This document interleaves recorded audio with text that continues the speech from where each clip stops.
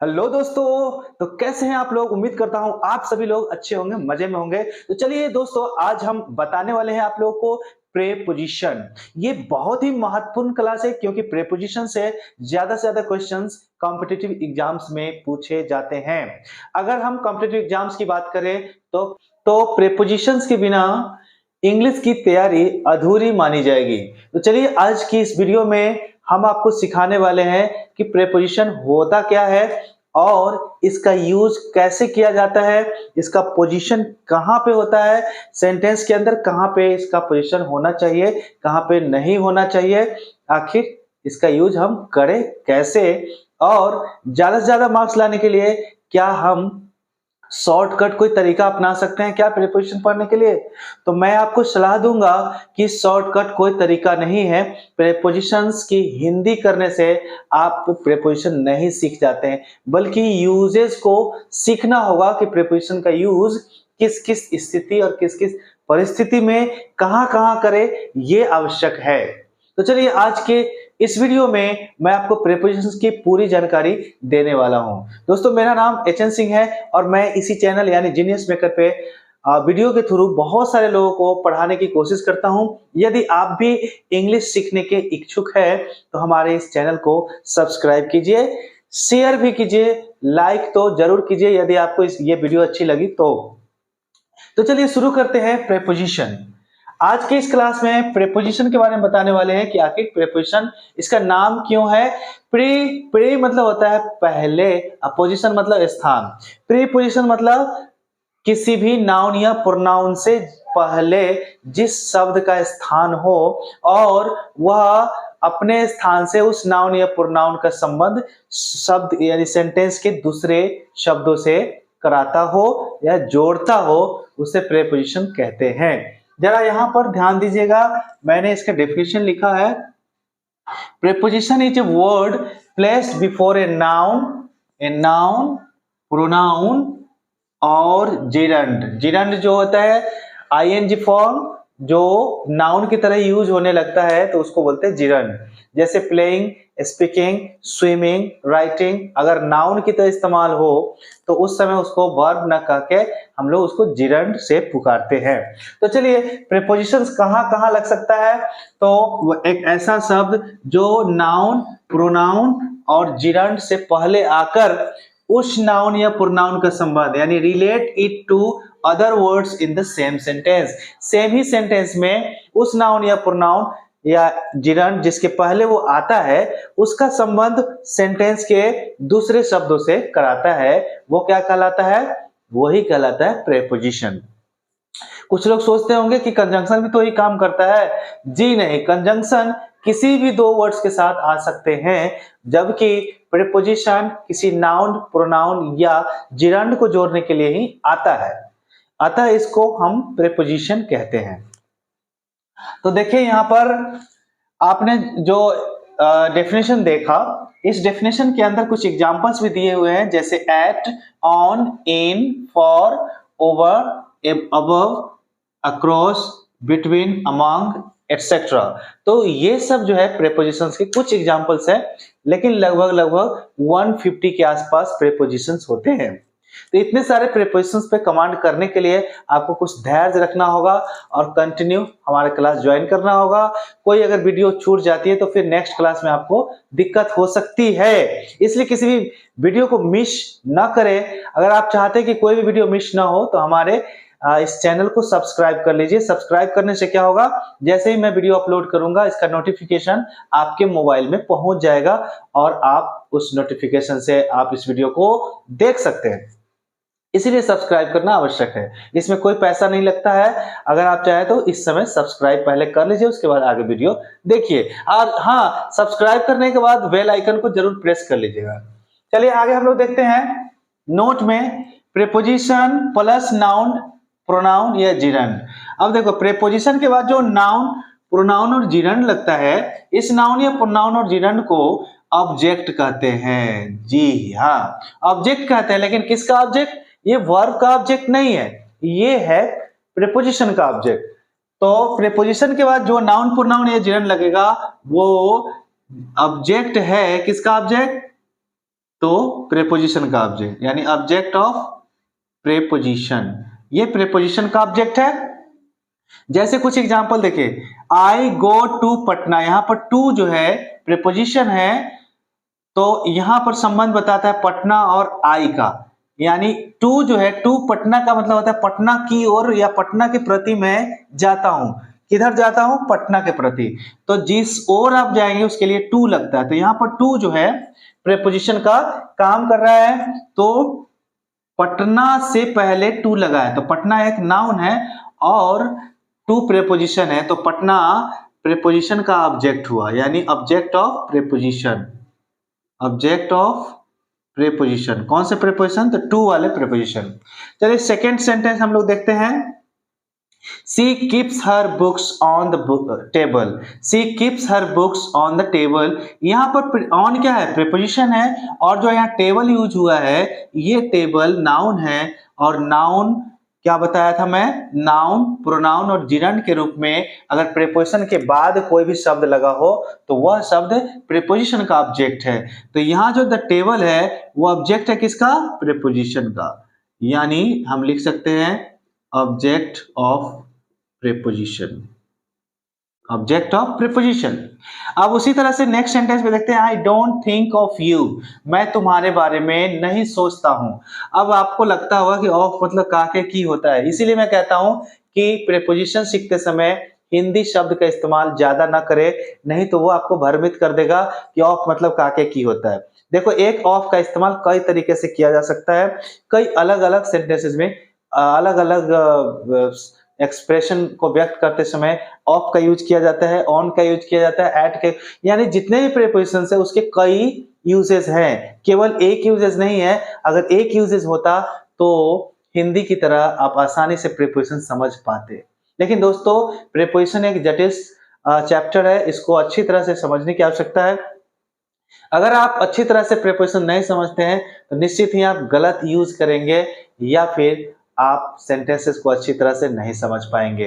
तो चलिए देखिए, मैंने यहां पर बताया था कि ऑफ यू जो है, यहां पर यू एक प्रोनाउन है और वो ऑब्जेक्ट है ऑफ का, यानी यहां पर भी ऑब्जेक्ट जो है वो किसका है? Object of preposition. यहाँ यू जो है प्रीपोजिशन का ऑब्जेक्ट है। नेक्स्ट सेंटेंस में क्या है? दे लिव इन चाइना, इन क्या है? प्रीपोजिशन है, और चाइना क्या है? ऑब्जेक्ट है। तो यहाँ पर भी ऑब्जेक्ट ऑफ प्रीपोजिशन, प्रीपोजिशन का ऑब्जेक्ट चाइना है। इस तरह से आपने देखा कि पटना, द टेबल, यू और चाइना किसी न किसी प्रीपोजिशन का ऑब्जेक्ट है। तो अच्छी तरह से बात समझ में आ चुकी होगी। अब हम लोग आगे बढ़ते हैं कि आखिर प्रीपोजिशन का यूज करते समय हम उस प्रीपोजिशन को कहां पर रखते हैं। ये आवश्यक है कि प्रीपोजिशन का अगर यूज हम करते हैं तो सेंटेंस के बीच में रखना है, कहां पे रखना है, उसका स्थिति क्या होनी चाहिए। तो कुछ लोग कंफ्यूजन में पड़ जाते हैं क्योंकि डेफिनेशन में लिखा है कि प्रीपोजिशन का यूज हमेशा नाउन, प्रोनाउन या जिरंड के पहले होता है, तो हर जगह वही समझ लेते हैं। लेकिन कुछ ऐसे जगह है जहां पर नाउन, प्रोनाउन और जिरंड से पहले प्रीपोजिशन ना लग करके कहीं अलग लगता है। तो चलिए हम उसको भी देख लेते हैं। जैसे यहाँ पर फर्स्ट यानी ए में है, यहाँ पर ए, और मैंने यहाँ पर बी किया है, उसके बाद सी किया है। ये तीनों चीज को आप गौर से समझिएगा। Preposition of position of preposition जो है यहाँ पर लिखा है विथ WH वर्ड्स, जैसे what, where, when, how, why, ये सब क्या है? WH वर्ड्स है। और WH वर्ड्स के अंदर जो प्रोनाउन के रूप में जो यूज होता है, जैसे विच, व्हाट, ठीक है, वेयर, तो ये सब जो प्रोनाउन के रूप में यूज हो रहा है, उन सभी वर्ड्स के साथ भी प्रीपोजिशन लगता है। पहले यानी ओल्ड इंग्लिश में लगाने का तरीका कुछ अलग था, और मॉडर्न इंग्लिश में उसी प्रीपोजिशंस का यूज WH वर्ड्स के साथ करने का तरीका बदल चुका है। तो देखिए बदले हुए तरीका क्या है। जैसे आपको पूछना है विच क्लास डू यू रीड इन, तो ये जो इन है वो पहले विच से पहले यूज होता था पुराने इंग्लिश में, ओल्ड इंग्लिश में। तो पहले वाली इंग्लिश में कैसे बोलते थे लोग? In which class do you read, in which class do you read. लेकिन अब कैसे बोलते हैं? Which class do you read in, यहां पर इन लगा, लगना कहां चाहिए था? इस विच से पहले। ठीक है, लेकिन लग कहाँ रहा है, सेंटेंस के अंत में, यानी वर्ब के अंत में जाके प्रीपोजिशन लग रहा है। अब नेक्स्ट सेंटेंस को देखिए, what do you think of, आप किस चीज के बारे में सोचते हैं। What do you think of, अब पुराने इंग्लिश में क्या होता था, of what do you think, ऐसे यूज करते थे। तो अब मॉडर्न इंग्लिश को फॉलो करना है, आपको स्मार्टली बोलना है, तो नया तरीका को सीखना पड़ेगा। चलिए हम आगे बढ़ते हैं बी की ओर। अब प्रीपोजिशन का यूज विथ रिलेटिव प्रोनाउंस जो होता है, हु विच दैट, जो रिलेट करता है, जो वो भी जोड़ने का काम करता है। आखिर हु विच दैट का प्रयोग करते समय किस किस चीज को, हु विच दैट, हु और वेयर का प्रयोग करते समय प्रीपोजिशंस पे विशेष नजर रखना है कि कहां पर यूज करना है, तो ऐसे सेंटेंस में वर्ब के अंत में यूज करना है। जैसे देखिए, this is the house which he lives in, this is the house which he lives in, तो आपने यहाँ रिलेटिव प्रोनाउन विच का यूज किया है। लेकिन एक चीज और ध्यान रखिएगा कि मॉडर्न इंग्लिश में आजकल लोग हु विच दैट को लोप कर देते हैं, गायब कर देते हैं, यानी बिना यूज किए ही काम चला लेते हैं। जैसे इसी को आप बोल सकते हैं, this is the house he lives in, which को हटा दिया, डायरेक्ट लिख दिया this is the house he lives in, यही घर है जिसमें वे रहते हैं। आगे देखिए, that was the girl that we were talking about, वही लड़की थी जिसके बारे में हम लोग बात कर रहे थे। तो यहाँ रिलेटिव प्रोनाउन दैट है, और जब भी रिलेटिव प्रोनाउन का यूज होता है तो प्रीपोजिशन हम लोग लास्ट में, यानी लास्ट में एक वर्ब आता है, उस वर्ब के बाद रख देते हैं प्रीपोजिशन। उसी तरह से यहाँ पर एक और सेंटेंस देखते हैं जिसमें दैट का यूज किया गया है। जैसे this is the pen that I write with, this is the pen that I write with, यहाँ पर भी रिलेटिव प्रोनाउन दैट लगा है और लास्ट में प्रीपोजिशन लगा है विथ। तो स्पष्ट है कि relative pronoun who which that जब भी लगा हो तो आप प्रीपोजिशन सेंटेंस के अंत में यानी वर्ब के बाद लगा सकते हैं। अब हम लोग लास्ट देखते हैं सी नंबर में, विथ इन्फिनेटिव्स। इन्फिनेटिव दो प्रकार के होते हैं, एक बेयर इन्फिनेटिव जिसमें टू नहीं लगा होता है, और एक होता है इन्फिनेटिव जिसमें टू लगा होता है। तो अभी हम बात कर रहे हैं वैसा इन्फिनेटिव जिसके साथ टू लगा हो, to write, to play, to live, to speak, इस तरह की बात होगी तो वे होते हैं इन्फिनेटिव। तो इन्फिनेटिव का यूज करते समय भी प्रीपोजिशन को सेंटेंस के अंत में रखा जाता है। जैसे यहाँ लिखा है I need a pen to write with, इसका मतलब मुझे लिखने के लिए कलम की आवश्यकता है। उसी तरह से this is the pen to play, sorry this is the, यहां पर मुझे बॉल लिखना चाहिए, this is the ball to play with, यह खेलने के लिए एक बॉल है, यानी गेंद है, खेलने के लिए गेंद है। उसी तरह से she does not have a house to live in, उसे रहने के लिए घर नहीं है। तो आप समझ गए होंगे कि तीन ऐसे पोजीशंस हैं जहां पर प्रीपोजिशंस मॉडर्न इंग्लिश में लगाना बेहतर माना जाता है। फर्स्ट आपने सीखा कि WH वर्ड्स का यूज करते समय अगर प्रीपोजिशन भी यूज करना हो तो WH वर्ड से पहले नहीं करके सेंटेंस के लास्ट में कर सकते हैं। जैसे who are you looking for, आप किसे खोज रहे हैं, ठीक है। इसी तरह से आप आगे बोल सकते हैं, जैसे आप बोल सकते हैं what are you thinking of, आप किस चीज के बारे में सोच रहे हैं, ठीक है। इसी तरह से आप बोल सकते हैं